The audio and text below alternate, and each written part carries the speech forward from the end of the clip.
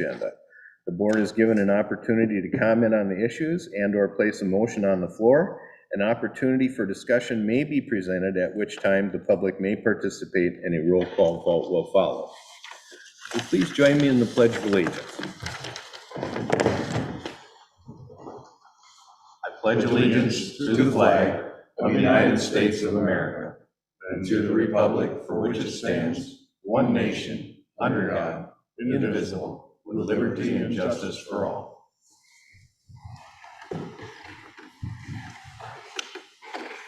Sherry, would you call the roll, please? Patton? Yes. Slosson? Yes. Thompson? Yes. Item 4 on our agenda this morning is the approval or amendment of the agenda. I'll entertain motions on this item, please. Mr. Chair, I'd make a motion to approve the agenda as printed. Mr. Chairman, I would second that. We have a motion and a second on the floor to approve the agenda. Any changes or discussions by anybody? There being none, roll call vote, please. Patton? Yes. Slosson? Yes. Thompson? Yes, motion carries. Item 5 on our agenda this morning is our report by David Hicks from Youth and Shelter Service. We've got David on with Zoom with us. Dave, you're on deck. All right. Good morning, everybody. Can you hear me okay? Everyone hear me okay? Okay, sounds good. Pleasure to be here for the first quarter report for YSS. We receive $11,000 from the county or the Board of Supervisors to provide some crisis intervention and some just very brief counseling services for those 18 and under. But we do provide crisis intervention for anyone who walks through our door. So I included the first quarter report that was in the documents sent out. So in the first quarter, 48 crisis early interventions. All these numbers are increased from last year at this time, especially those that we're working with 18 or under. Last year at this time, we had 10 served during that first quarter. This year, we had 22 that we met who were under 18 who needed some intervention or some services from YSS. And we attribute that to we have full-time therapists right now. We did not have that last year. This year we also have 2 part-time therapists and we have 2 interns. So we've just ramped up our mental health care, mental health treatment citywide and countywide. So we're just seeing more kids coming through our doors and more adults as well. We've recently started equine therapy. We partnered with Rafa Reigns, which is north on Highway 14 near the Conrad corner. So those young people and adults, mostly young people who do not thrive in an office environment when they are working with a mental health therapist, this gets them outside, working with the horses, with a trained equine therapist, provides just a different environment and a different opportunity to kind of work on those skills that are often not met in kind of a sterile sort of office environment. So those are kind of my updates. I've listed ongoing case, some short-term cases that are, written confidentially, but we are actively working with a lot more people this year at this time than we were last year. Certainly coming out of the derecho, hopefully working towards the end of the pandemic, we are just seeing mental health cases on the rise, and that's both with adults and children. Would love to field any questions or any other concerns that may be on people's minds this morning.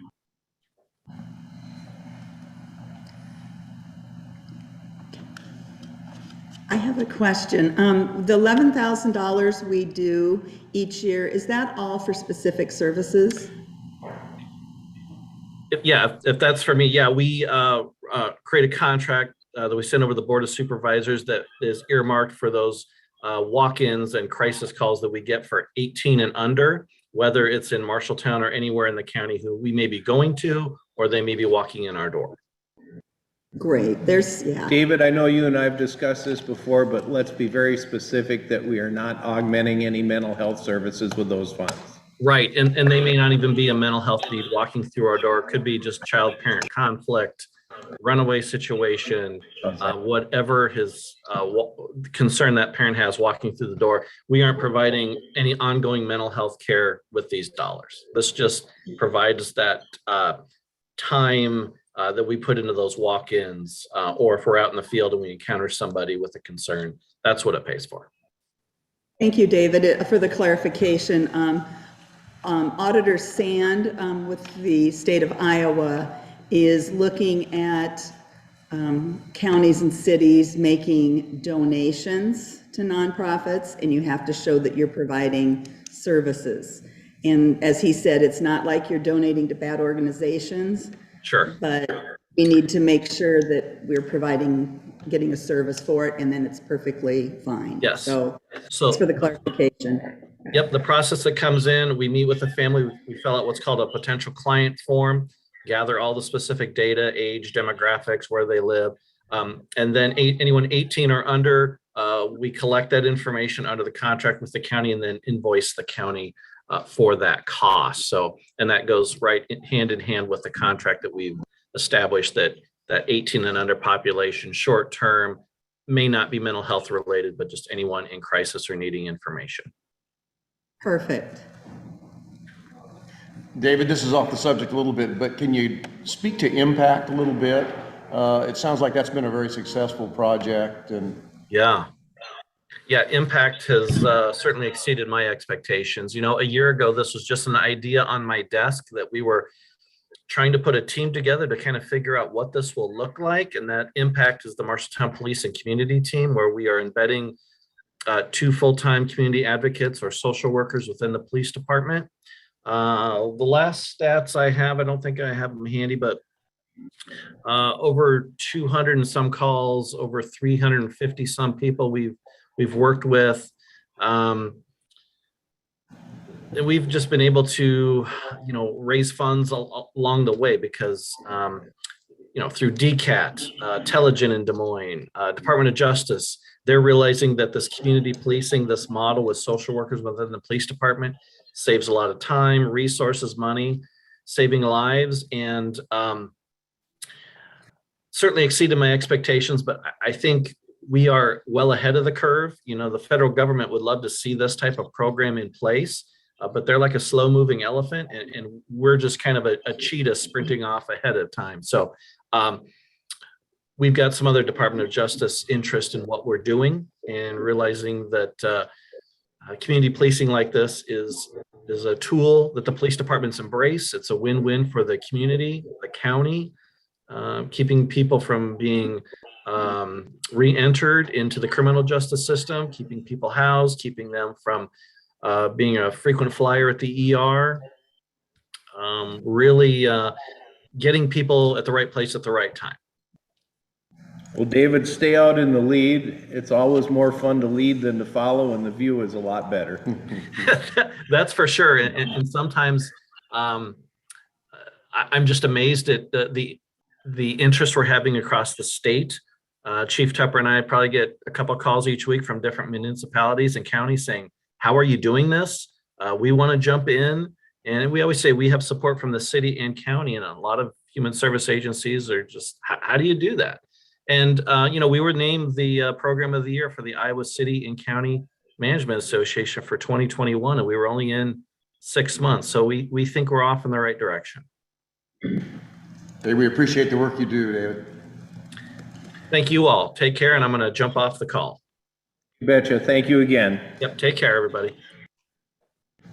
Okay, moving on our agenda this morning is item number 6, the consent agenda.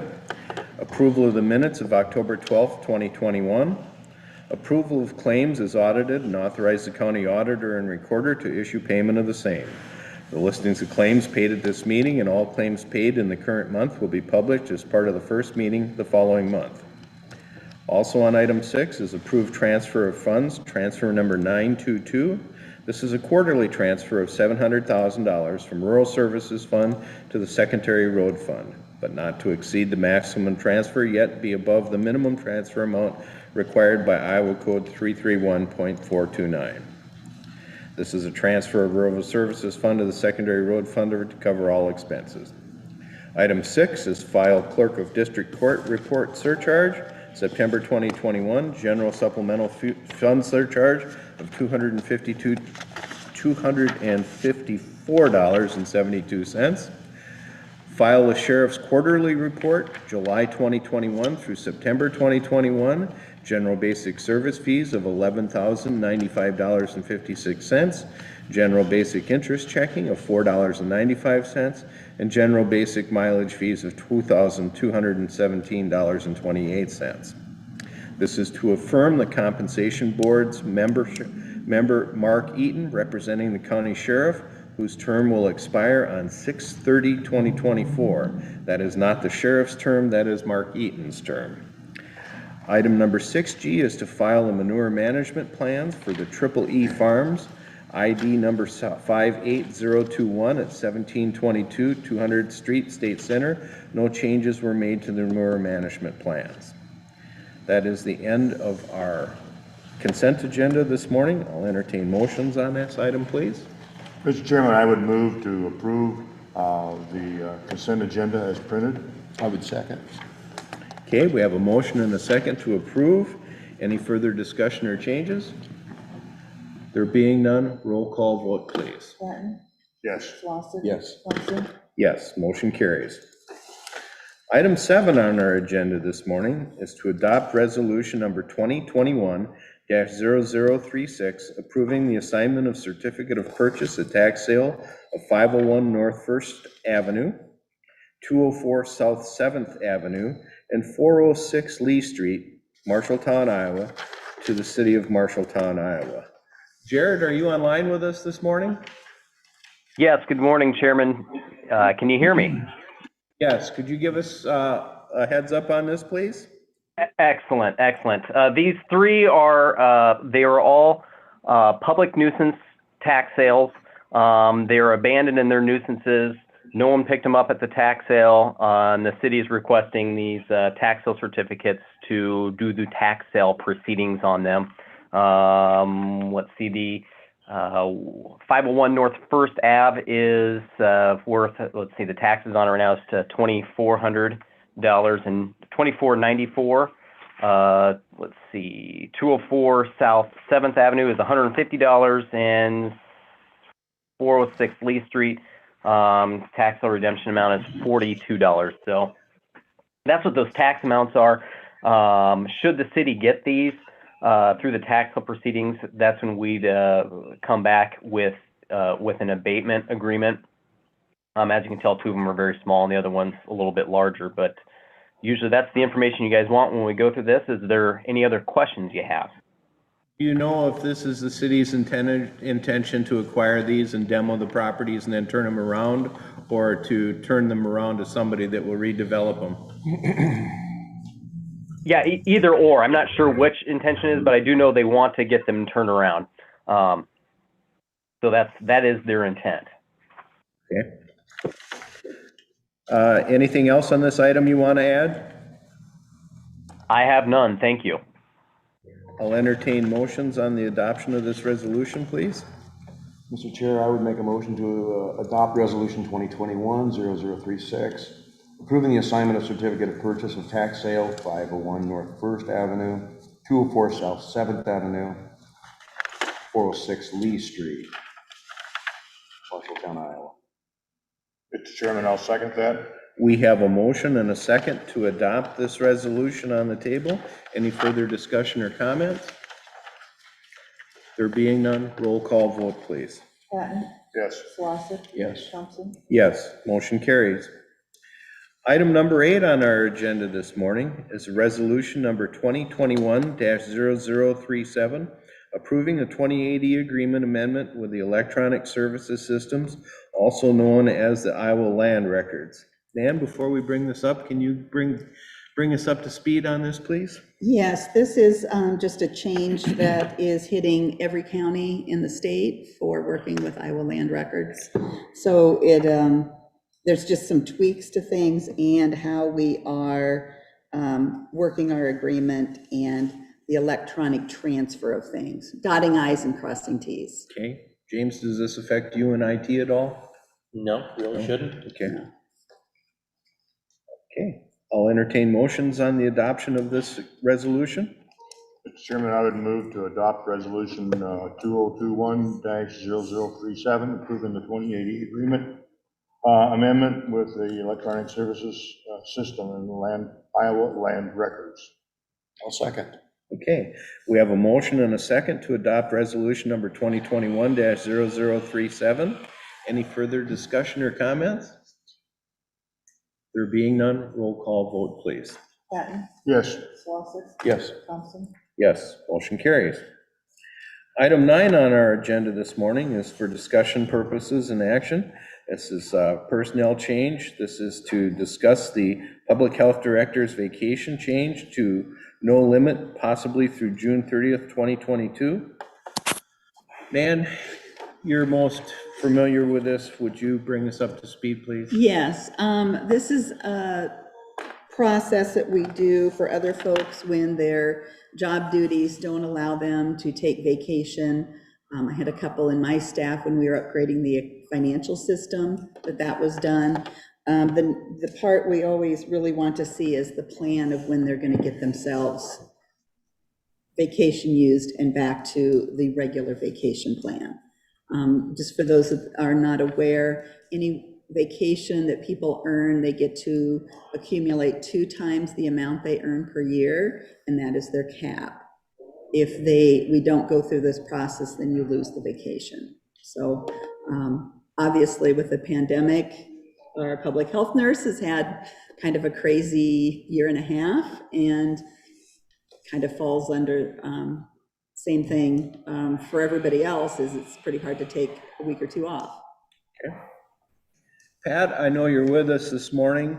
I know you've got some additional help with some of the other nurses. Is there a way you can use them to do any of this work, and which would allow to free you up to be able to take your vacation? Because I'm sure you need a break. Well, I appreciate that. I have 2 call-in nurses who are, actually retired nurses, and they do certain have certain responsibilities in public health, particularly the immunization audit once a year, and they've just completed that. And the thing is the responsibility I have right now with the vaccine as it's coming, shipped pretty constantly every 2 weeks. I have not been able to use vacation yet. I expect that, as we get more as we get more people can receive the vaccine and it's available, then that will ease up at some point, but not yet. It's still coming through public health. The responsibility of handling all the vaccine for the COVID vaccine is coming through public health.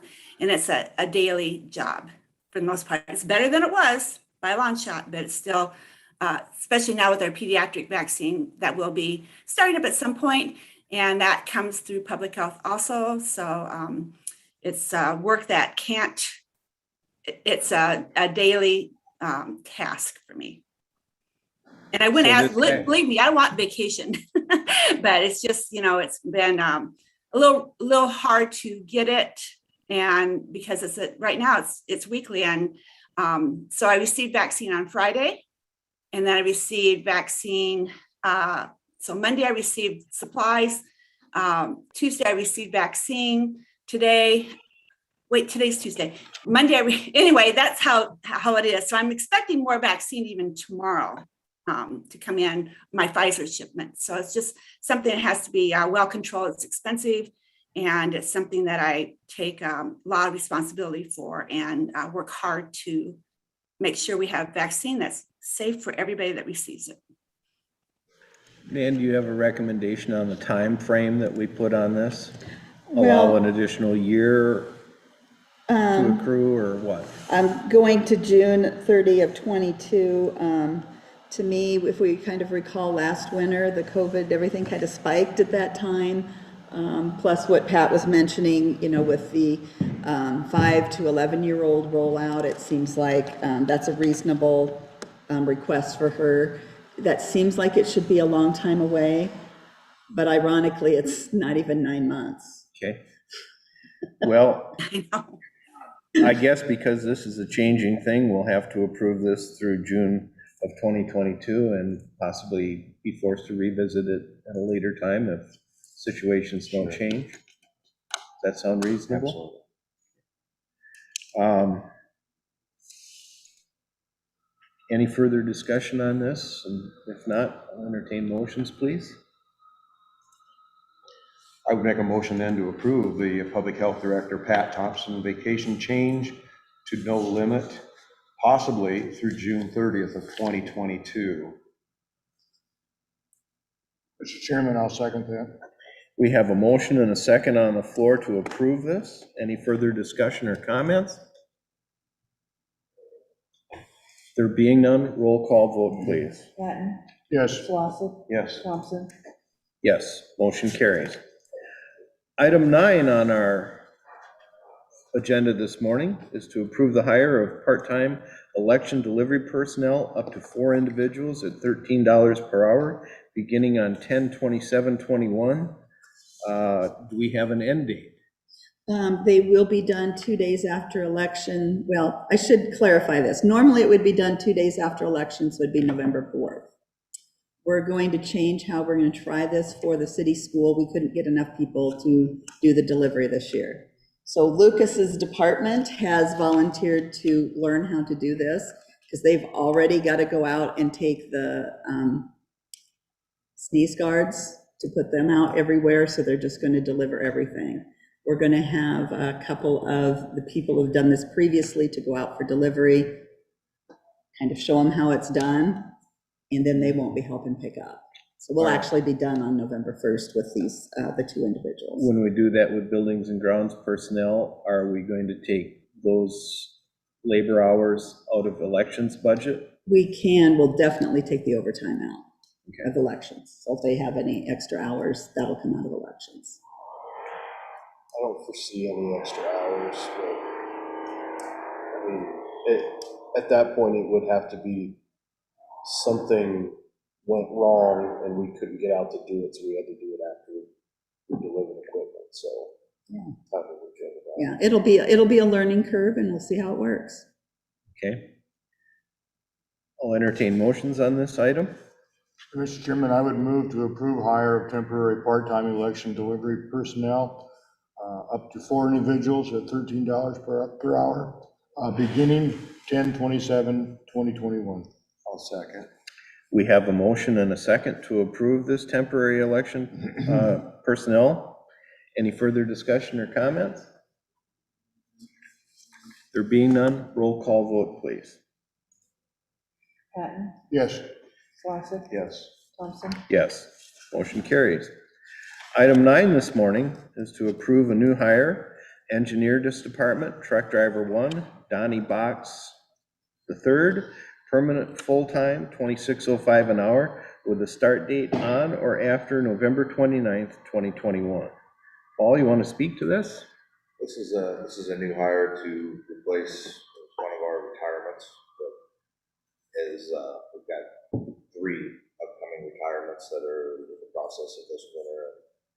We're trying to get ahead of them so we can get people in the seats and get some training done. But he's hired on as a truck driver. We had a truck driver bid out on one of the motivator spots. So. Okay, entertain motions on this item if there's no further questions. I'd make a motion to approve new hire, Engineer Department, Truck Driver 1, Donnie Box III, permanent full-time, $26.05 an hour, with a start date on or after November 29th of 2021. Mr. Chairman, I'll second that. Okay, we have a motion and a second to approve. Any further discussion? There being none, roll call vote, please. Patton, Yes. Slosson, Yes. Thompson, Yes, motion carries. Welcome aboard, Donnie. Item 9 on our agenda this morning is to approve a new hire for the Engineers Department, Patrolman Motor Grader 1, Tanner Parrish, permanent full-time, $26.33 an hour, with a start date on or after November 15th, 2021. Paul, you want to cover this one also, please? Same story as the previous hire. This fills a retired position. This motor grader operator position did not get bid on by anybody in our workforce, so Tanner's going to come on as as motor grader, patrolman motor grader one, which is a little more uncommon for us. Usually people are hired on as truck drivers, but he's gonna train up and get in the seat on a motor grader. Okay. And does he have some experience in the seat as a motor grader already? Predominantly a truck driver, so we're gonna train him, and the good news is he doesn't have any bad habits yet. I wish we could all say that. In regard to motor grader, yeah. I can't speak to all of his habits. Okay. All right, I'll entertain motions on this item, please. Mr. Chairman, I would move to approve a new hire engineers department patrolman motor grader one, Tanner Parrish, permanent full-time, $26.33 an hour. The start date on or after November 15th, 2021. I'll second. Okay, we have a motion and a second to approve this new hire. Any further discussion or comments? We still have a mechanic's position open that we were trying to fill. I'm going through the process of entering it with Iowa Works, and I think it's there now. I have to go back and check. We're trying to advertise wherever we can to find applicants for the mechanic's job. Okay.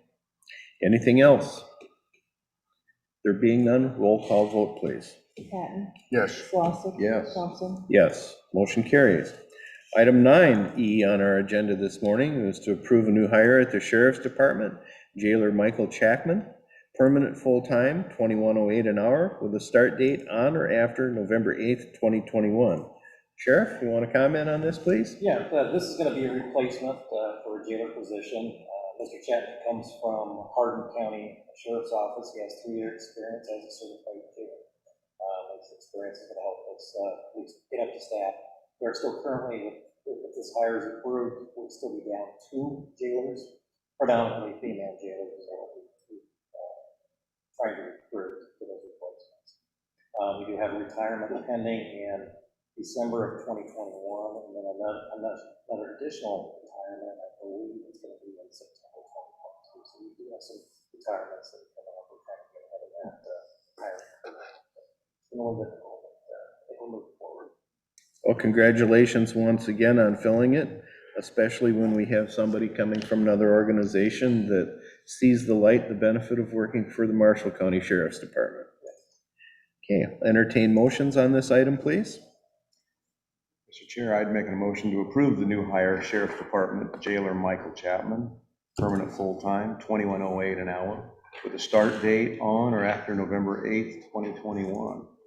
Mr. Chairman, I'll second that. Okay, we have a motion and a second on the floor to approve this new hire. Any further discussion or comment?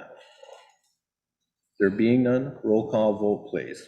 Patton, Yes. Slosson. Yes. Thompson. Yes, motion carries. Item number 10 on our agenda this morning is to approve the Marshall County Life, Accidental Death, and Dismemberment AD&D renewal with Sourcewell Employee Benefits Program for life AD&D benefits for a period of 6 months from January 1st, 2022 through January 30th, 2022. Nan, would you bring us up to speed on that? It looks like we are going to have an increase in premium on our life insurance, kind of with the rest of the world, along with all our groceries and everything else. But Skip Lowe with North Risk, formerly Bernie Lowe, as we all know him previously, got them to extend it 6 months so that the increase will happen along with everything else for us at the beginning of the budget year.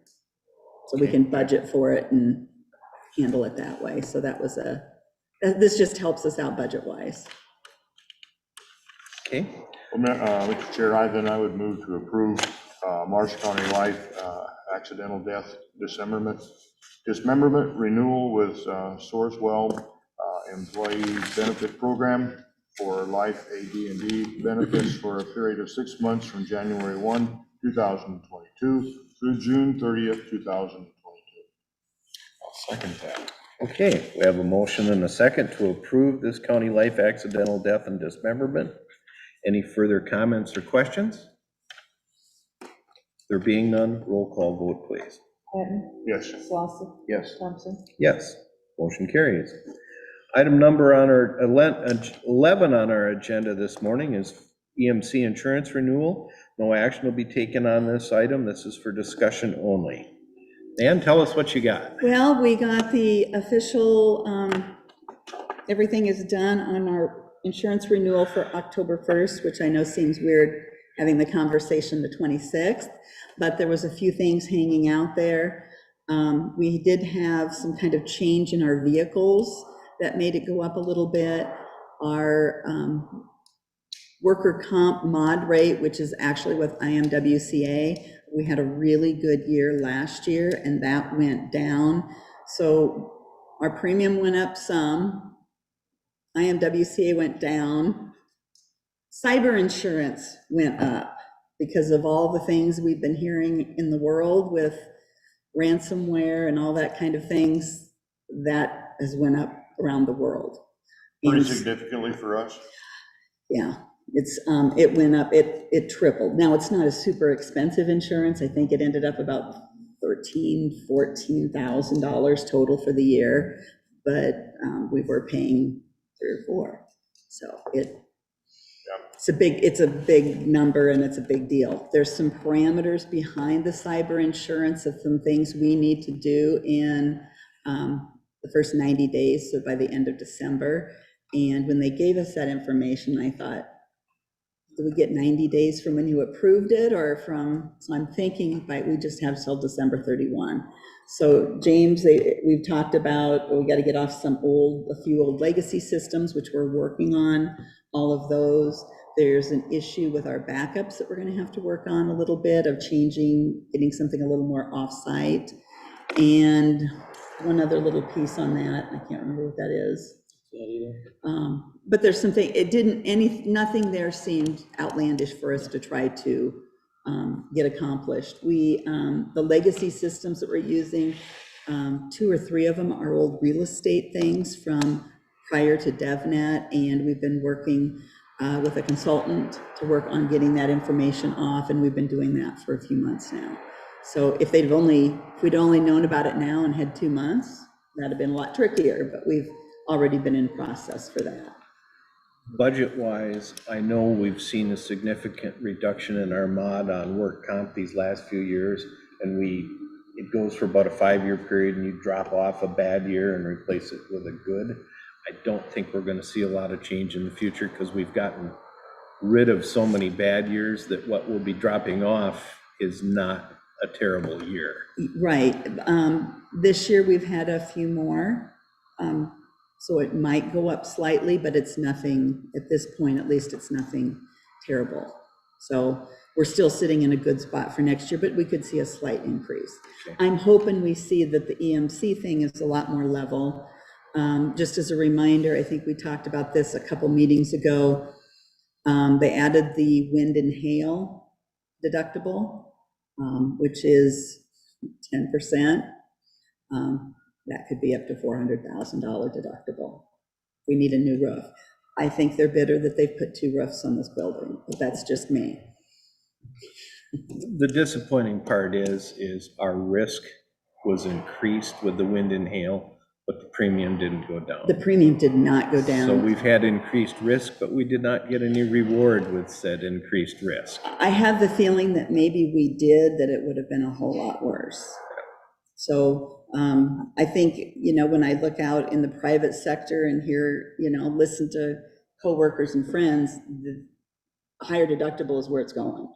It's, they're making the individuals or businesses share in that cost more. And normally that is a good way for you to get your premium to go down. For us, it still went up, but it's better than it could have been. Okay. Any other questions on insurance or comments? Okay. Lucas, anything? Nope. Okay. Let's move on to item number 12. Tours of the annex and courthouse. This is discussion and possible action.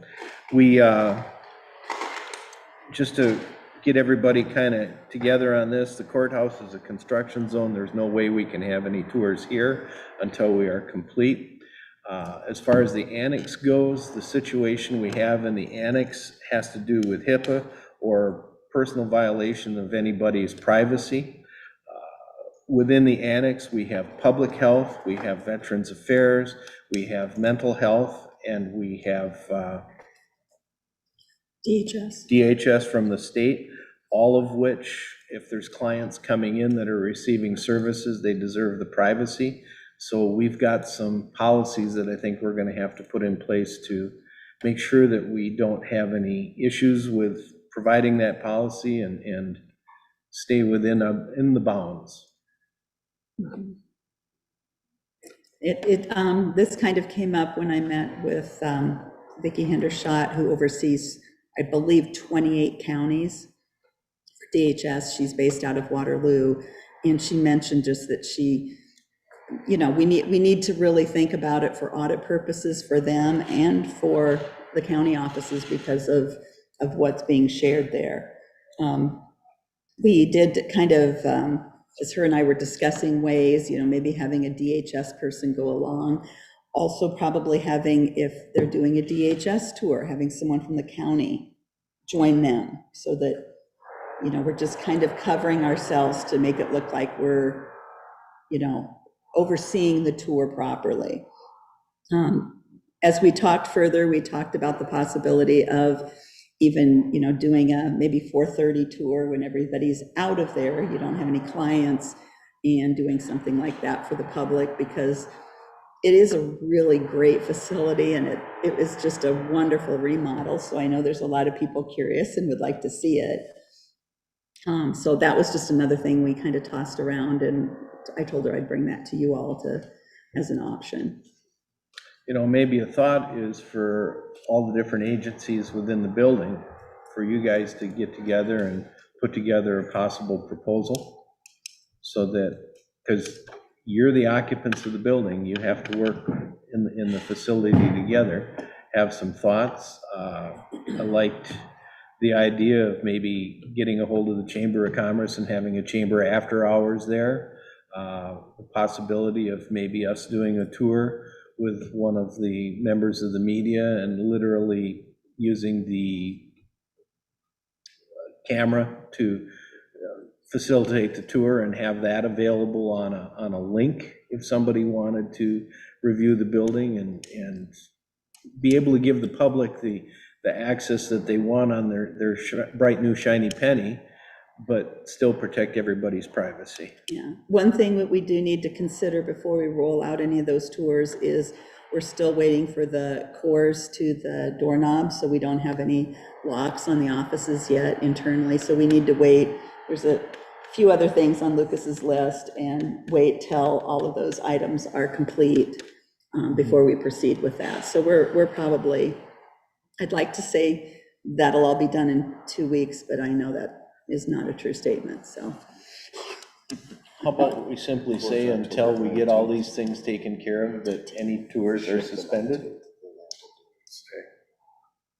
Yeah, and I like the idea that you had of having the people from that building put together your ideas. And The only thing I worry about with opening tours up to a lot of people is when we think about the security of the building, which I try and keep in mind, is when you walk into the building, the public space of this building is small. And if we start opening it up to a bunch of people, now we have taken what is potentially a secured and private space and have opened that up for anyone to basically, with a little bit of effort, know the layout of this building and where potentially people's offices are that may have a need to separate from someone, I guess, would be my concern at that point. We would need to work with Vicki Hendershot as well for the DHS side of that to make it. And once again, I think the suggestion should come from the different agencies that are within the building. And they have to work with each other, let them come up with a good proposal. That sound reasonable to you guys? She did like the after hours, because what she mentioned is having clients there, whether someone's sitting in VA, sitting in the office with Lisa, with one of the social workers, that's really what they're concerned about, is having clients there during tours. And being able to see something on somebody's computer. And being able, and if. Or deaf, you know, And- anything. And so if all the offices are locked, you know, they can make sure everything's off the copier, and that's pretty easy. And it wouldn't just be people wandering the building. It would be guided. I can't imagine that you could do unguided tours there. No, It'd have to be guided.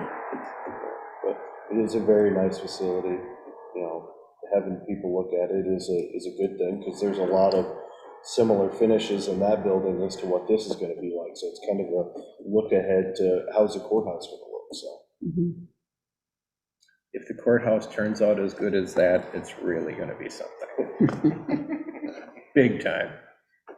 Hi, this is Pat Thompson, and one of the things that is I noticed in that building is we have some huge, beautiful windows on the interior that actually give access to what is going on in the offices too. So it's something to really think about. I know my clinic does not have the windows, and I appreciate that a lot. But if I have someone visiting, or someone I'm working with in my office, then that's I can see in everybody's office. They can see into mine. So I just want to point that out too, that those are huge, beautiful windows, but there's a lot of visual access to what is going on in those offices too. So that said, So with that, I mean, we just make very sure we're aware of what's going on around us. If I have somebody in my office, I pull my curtain shut. Same with Kevin and Joan. I mean, we're just very, more so than in the past, just very aware of who's around, who's walking around the building, just stuff like that, that's how we've handled that. Yeah, so all the exterior windows have blinds that you could put down that are very difficult to see in, but you can see out pretty well through them, which is nice. I don't know, Pat's point was also there are interior, like, look-through windows as well, like, into each office. So I told everybody if there's a concern specifically in those offices to let me know, and we could do something on the interior of that, but I don't think I haven't heard a big concern from people inside the building, your regulars inside the building, seeing who's in each person's office, because everybody in there's HIPAA trained and all that. So, I mean, if Lisa sees somebody in Kevin's office, is that big a deal?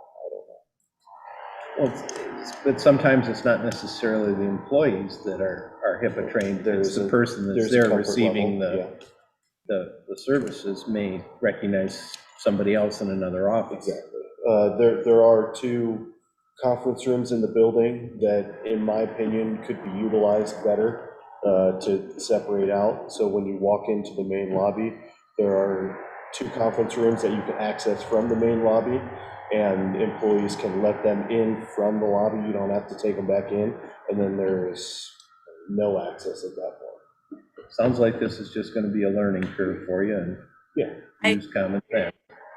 I agree with that. We put a lot of thought and effort into how this building laid out and how we could really separate out and keep everybody safe. So. The other thing that has been done, the reception areas have screens over their computer screens so that you can no longer see them. Because you could stand outside the window and read their computer screens, and that has now been changed. So having that screen there, I know both DHS ordered a couple for their 2 people, and Kelly got one of those. Well, one thing we've always learned all along is, anytime you get up from your computer, you're supposed to lock it. So, that's nothing new. I mean, that's been practiced for the 20-some years I've practiced social work, so should be continued now as well. Even more so. Even more so, yes. Okay. Anything else? There being none, let's move on to item number 13 on our agenda today. This is a public forum. This is a time set aside for the public to make comments on topic of county business other than those listed on this agenda. No action will be taken on any of these topics brought up in public forum. Anybody have anything for the good of the order? How's voting coming on? Reminder, election is Tuesday, November 2nd for city school. Yeah, we're having a pretty good steady stream through there. Had a couple retired firemen come in and was very What was their curious. comments? They were amazed. They were amazed. Paul took them upstairs as well, so they could see the upstairs that works for Lucas, and gave them a tour up there. Susan and another one of my staff was up there working, so he could take them into the room, and they were amazed to see what the room looked like where they used to sleep. Hard to believe it's the same building. It is. When the fire marshal came through to do his inspection, he was very impressed as well. Good. Just a follow-up from last week, we are meeting with our hazard mitigation grant committee in about an hour to start talking about the possibility of sirens out in the unincorporated areas. So getting that ball rolling. And how are you coming on everybody getting their information to you on everything else that you need? I know you and Bill were reaching out to a couple communities. Yep, I have 3 others for the updated hazard mitigation plan that are working on their information to get to our contractor. Talked with one this morning. That one should finish out. So that just leaves me 2.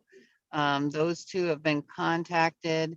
I know Bill was going to work on contacting one of the cities that was still outstanding, which would be Clemens. And then I was working with GMG schools.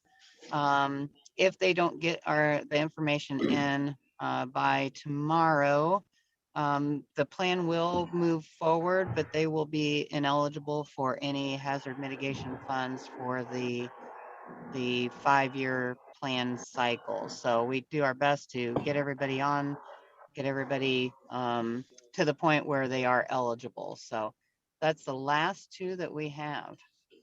Okay, well, thank you. I know you've worked real hard on that. You can lead a horse to water, but you can't make him drink.